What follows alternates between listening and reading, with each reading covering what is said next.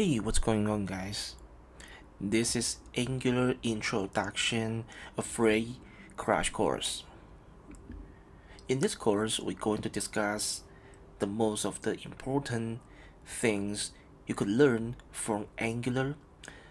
We know Angular is quite a big framework, and when people trying to learn Angular, it always feels quite difficult. They do not know what to focus. So I decided to build this course just for you, so you will know the basics and the fundamental stuff about Angular. In this course, that we will discuss things such as Angular CLI, folder structure, properties, input and output, event emitter, services, TypeScripts, HTTP modules, and of course, the most important thing about Angular, which is when we build a web application, it's REST API. And of course, I know talking about fundamentals about any framework could be very boring. So I decided to include an application. It's quite simple, but it will include everything that we're going to discuss in this course. It's going to call Prime Ape Planet. And of course, this course is completely free. And I hope through this course and everything I discussed, you could learn some of the basics and you will have the confidence to use Angular for your next project. So let's take a look what we're gonna build. Since it's a small application, we will just be focusing on the iPhone screen size and also the iPad screen size. But of course, it's still gonna be responsive, and all the designs we need to include the CSS, and we will be using Bootstrap CSS to design this entire web page.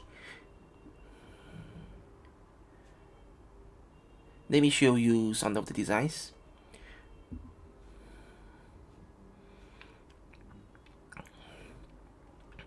So this is a responsive web page that, as you can see, that we have a localhost here, and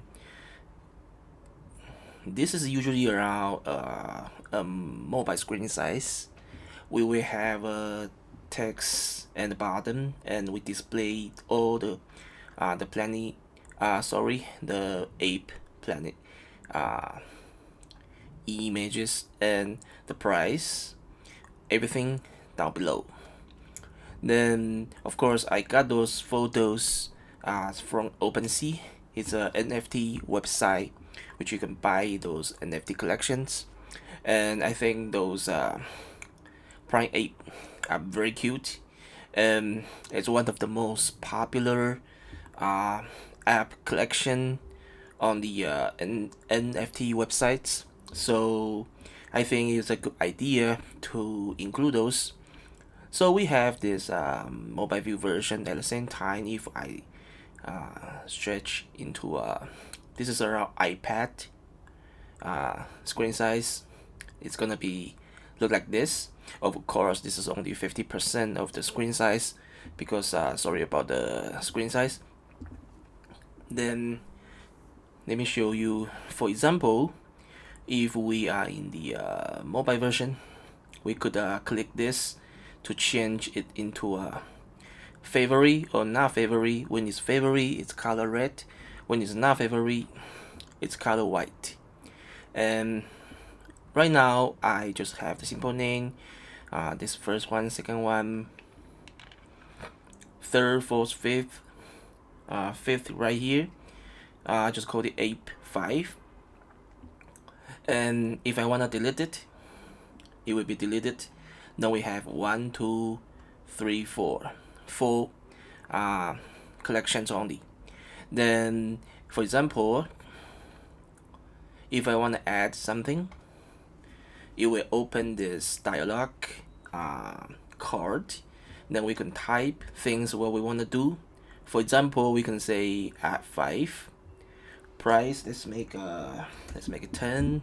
Any price you want, and of course in here I think I have to exit this screen size because of the this is the usually the how screen size looks like.